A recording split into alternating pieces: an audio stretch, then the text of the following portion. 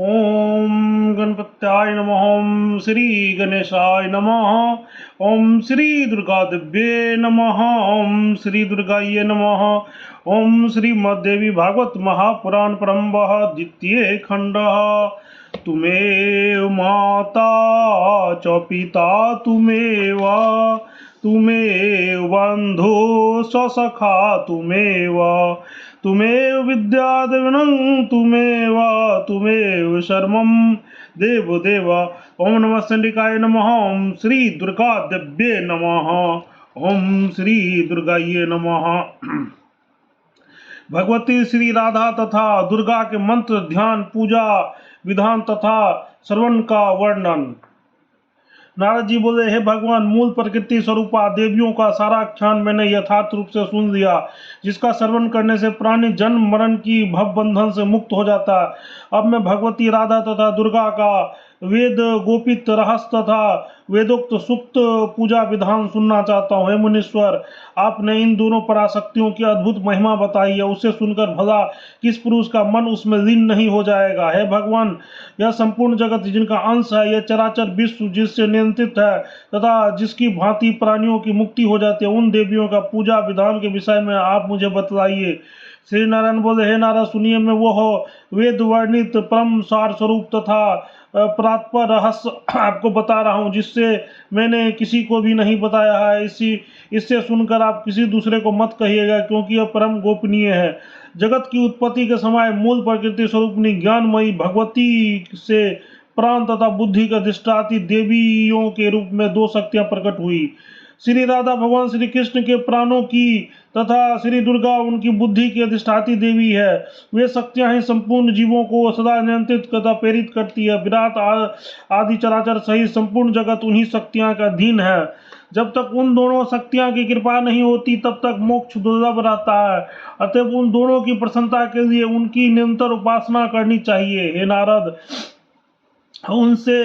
उनमें आप पहले राधिका मंत्र को भक्ति पूर्वक सुनिए, जिस परात्पर मंत्र को ब्रह्मा विष्णु आदि भी सदा जपते रहते हैं। श्री राधा इस शब्द के अंत में चतुर्थी विभक्ति लगाकर इसके आगे अग्नि पत्नी स्वाहा पद जोड़ देने पर श्री राधाई स्वाहा नाम का संरक्षर महामंत्र धर्म अर्थ आदि को प्रकाशित करने वाला, इसी राधिका मंत्र के आदि में माया विंग हिरिंग से युक्त करके होकर ह्रीं श्री राधाये स्वाहा यह वांछ चिंतामणि मंत्र कहा गया। इस मंत्र का महात्मा करोड़ों मूर्खों तथा जीवाओं के द्वारा भी नहीं कहा जा सकता। सर्वप्रथम भगवान श्री कृष्ण ने गोलक में रास मंडल में मूल देवी भगवती श्री राधा को उपदेश करने में भक्तिपूर्वक के मंत्रों को ग्रहण किया था। तत्पश्चात भगवान श्री कृष्ण ने विष्णु को, विष्णु ने विराट ब्रह्मा को, ब्रह्मा ने धर्म को और धर्मदेव ने मुझको इस मंत्र का उपदेश दिया था। इस प्रकार यह परंपरा चली आई है। मैं उस मंत्र का जप करता हूँ, इसके कारण से मैं ऋषि रूप में पूजित हूँ। ब्रह्मा आदि समस्त देवता भी सदा प्रसन्नता पूर्वक उन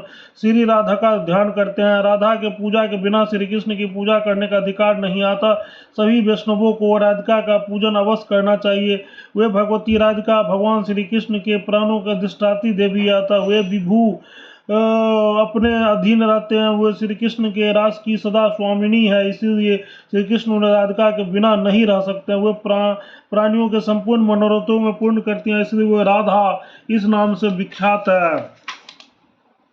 यहाँ कहे गए सभी मंत्रों में ऋषि में नारायण ही हूँ। उसमें राधा मंत्र का देवी गायत्री छंद है तथा राधिका देवता है, 4 प्रणव बीज है और देवी भुवनेश्वरी को शक्ति कहा गया है।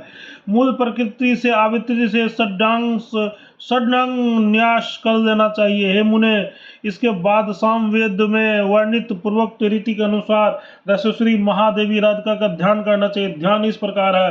परमेश्वरी श्री राधा श्वेत चंपा के वर्ण के समान आभा वाली है, शरतकालीन चंद्रमा के समान मुख वाली है। इनके श्री विग्रह की क्रांति करोड़ों चंद्रमों का प्रभा के समान है। ये शरद ऋतु के खिले हुए कमल के समान नेत्रों वाली है, बिंबा फल के समान ओष्ठों वाली तथा स्थूल सुरनी वाली है, करधनी से सुशोभित नितंब देश वाली है, कुंद पुष्पों की पंक्ति से सदृश आभा वाली दंत पंक्ति से सुशोभित है। इन्होंने अग्नि के समान विशुद्ध रेशमी वस्त्र धारण कर रखा है। ये मंद मंद मुस्कान युक्त प्रसन्न मुखमंडल वाली है। इनके दोनों वक्ष हाथी के मस्तक के समान विशाल है। ये सदा 12 वर्ष की अवस्था वाली प्रतीत होती है। रथ में आभूषणों से अलंकृत है। श्रृंगार सिंधु की तरंगों से समान है। भक्तों पर अनुग्रह करने के लिए आतुर है। मल्लिका तथा मालती की पुष्पों की मालाओं से युक्त केशपाश से सुशोभित हो रही है। इसके सुकुमार अंगों में मोतियों की लड़ियों शोभा दे रही है। ये रास मंडल में मध्य भाग में विराजमान है। इन्होंने अपने हाथों में वर तथा अभय मुद्राओं का धारण कर रखा है। ये शांत स्वभाव वाली है। सदा शाश्वत यौवना से संपन्न है। रत्न निर्मित सिंहासन पर विराजमान है। समस्त गोपियों की स्वामिनी है। ये भगवान श्री कृष्ण को प्राणों से भी अधिक प्रिय है और वेदों में इन परमेश्वर श्री राधा की महिमा का वर्णन हुआ है। इस प्रकार हृदय देश में ध्यान करके बाहर सालग्राम शिला कलश अथवा 8 दल वाले यंत्र का विधान पूर्वक देवी राधिका की पूजा करनी चाहिए। देवी राधिका का वाहन करने के पश्चात आसन आदि समर्पण करें। मूल मंत्र का सम्यक उच्चारण करके ही आसन आदि वस्तुएं भगवती के सम्मुख उपस्थित करना चाहिए। पाद जल उनके चरणों में अर्पण करना चाहिए।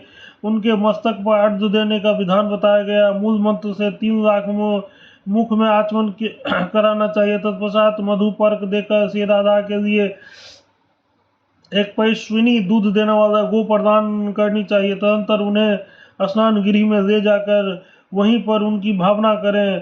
तेल आदि सुगंधित द्रव्यों से विधि पूर्वक स्नान कराने के पश्चात 2 वस्त्र अर्पण करें। तदनंतर नानाविध आभूषणों से अलंकृत करके चंदन समर्पित करें। इसके बाद तुलसी की मंजरी से युक्त अनेक प्रकार की पुष्पमालाएं और परिजात तथा शतदल कमल के पुष्प आदि समर्पित है। तदनंतर प्रधान देवता उन भगवती की पवित्र आवरण पूजा संपन्न करनी चाहिए। अग्नि कोण, ईशान कोण, नेतृत्व कोण, व्याप कोण तथा पूर्व आदि दिशाओं में भगवती राधिका के अंग पूजा का विधान है। इसके बाद अष्टदल यंत्रों को आगे करके दक्षिणावर्त क्रम से पूर्व से आरंभ करके पूजा करें।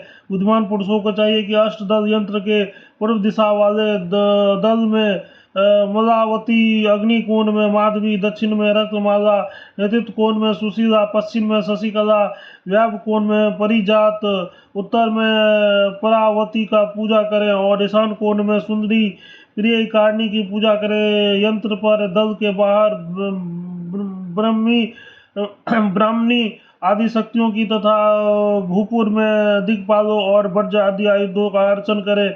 इस विविध भगवती श्री राधा का पूजा करनी चाहिए। तथा बुद्धिमान पुरुषों को राजोपचार सहित गंध तथा पूजनोपचार से आभरणों सहित भगवती राधिका की पूजा करनी चाहिए। इसके बाद शास्त्र नाम से देवेश्वरी राधा की स्तुति करनी चाहिए। मंत्र का 1000 जब भी नित्य प्रयत्न पूर्वक करना चाहिए। जो मनुष्य इस विधि से रासेश्वरी परमात्मा राधिका को पूजा करता वो विष्णु तुल्य हो जाता और वो गोलक में जाकर सदा वास करता। जो बुद्धिमान पुरुष कार्तिक पूर्णिमा के तिथि भगवती श्री राधा का जन्मोत्सव मनाता उस रासेश्वरी परमा श्री राधा अपने सानिध्य प्राप्त कर लेती है। गोलक में सदा निवास करने वाली भगवती श्री राधा किसी कारण से ही वृंदावन में विश्व भानु की पुत्री के रूप में आविर्भूत हुई। यहाँ कहे गए मंत्रों की वर्णन के अनुसार पुरुष चरण क्रिया बताई गई है, जिसमें जप कहे मंत्र के दशांश के हवन करनी चाहिए। भक्ति भाव पूर्वक दुग्ध, मधु और घृत इन 3 मधुर पदार्थों से मिश्रित तिलों से आहुति प्रदान करनी चाहिए। नारद जी बोले, मुने अब आप वह स्तोत्र बताए जिससे भगवती श्री राधा की भली भांति प्रसन्न हो जाती है। श्री नारायण बोले, स्तोत्र इस प्रकार है। रास मंडल में निवास करने वाली परमेश्वरी आपको नमस्कार। कृष्ण को प्राणों से वेदिक प्रिय है रासेश्वरी आपको नमस्कार है। ब्रह्मा विष्णु आदि देवताओं द्वारा वंदित चरण कमल वाली है त्रिलोक जननी आपको नमस्कार है। कर्णावरण आप मुझ पर प्रसन्न हुई है। सरस्वती रूपे आपको नमस्कार है। सावित्री है, शंकरी है, गंगा पदम रूपे हे षष्ठी है, मंगल चंडी का आपको नमस्कार है। तुलसी रूपे आपको नमस्कार है। लक्ष्मी स्वरूपनी आपको नमस्कार है। हे दुर्गे हे भगवती आपको नमस्कार है। सर्व स्वरूपनी आपको नमस्कार है। अम्बे मूल प्रकृति स्वरूपनी करुणा सिंधु आप भगवती की हम उपासना करते हैं। संसार सागर में हमारा उद्धार कीजिए, दया कीजिए। जो मनुष्य तीनों प्रातः संध्या में श्री राधिका का स्मरण करते हुए इस स्तोत्र का पाठ करता है उसके लिए कोई भी वस्तु दुर्लभ नहीं रहता है। वो देव त्याग के अंत में गोलक में रास मंडल में निरंतर निवास करता है। मुने इस परम रहस्य को किसी के समझ प्रकाशित नहीं करना चाहिए। हे विप्रवर, अब आप उन भगवती दुर्गा का पूजा विधान सुनिए जिसके स्मरण मास से घोर विपत्तियां भाग जाती है। जो इन भगवती दुर्गा की उपासना नहीं करता वे वैसा कोई मनुष्य कहीं नहीं है। ये भगवती सबके पास सभी प्राणियों की जननी, अत्यंत अद्भुत सेवी शक्ति है। ये समस्त प्राणियों की बुद्धि की अधिष्ठात्री देवी है और अंतर यामिनी स्वरूपनी है। ये घोर संकट में रक्षा करती है, तो जगत में दुर्गा नाम से विख्यात है।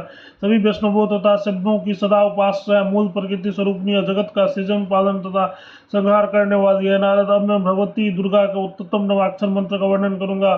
सरस्वती बीज एंग, भुवनेश्वर बीज हिरिंग और काम बीज क्लिंग, इन तीनों शब्द के आदि में कर्मश प्रयोग करने के बाद चामुंडाये इस पद के नाम लगाने का अंत पीछे इन दो अक्षरों को जोड़ देने पर बना हुआ ओम एंग हिलिंग क्लिंग चामुंडाई बीचे, ये नवाक्षर मंत्र कहा गया, जो जब करने वाले मनुष्य के लिए कल्प वृक्ष के समान है। ब्रह्मा, विष्णु आदि शिव इन मंत्र के ऋषि कहे गए हैं। गायत्री, उष्णिक और अनुष्ठुप ये तीनों मंत्र के छंद कहे गए। महाकाली, महालक्ष्मी, महासरस्वती इस मंत्र की देवी है।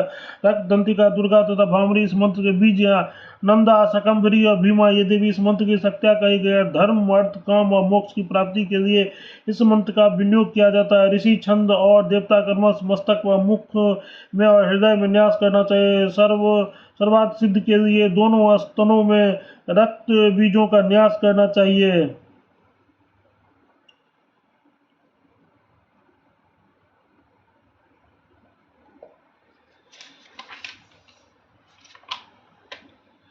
एंग हिलिंग क्लिंग तीन बीज मंत्र के 4 वर्णों वाले चामुंडाये 2 वर्णों वाले विच्चे के साथ पूरे मंत्र के साथ कर्मश नमः स्वाहा वष्ट हुम वोष्ट और फट इन 6 जाति संज्ञक वर्णों को लगाकर साधकों को सिखा दोनों नेत्र, दोनों कान, नास का मुख तथा गुद्दा आदि 6 स्थानों पर न्यास करना चाहिए।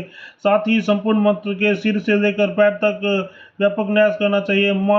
महाकालीन ध्यान, हाथ में खड्ग, चक्र, गदा, बाण, धनुष, परिघ, शूल, भुसुंडी, कपाल तथा शंख धारण करने वाली नाना विधा भूषणों संगृत नीलांजन के समान क्रांति वाली 10 चरणों तथा 10 मुखों वाली एवं 3 नेत्रों वाली भगवती महाकाली की मैं आराधना करता हूँ, जिनका श्रवण कमल आसन ब्रह्मा जी के मधु और केटव का वध करने के लिए किया था।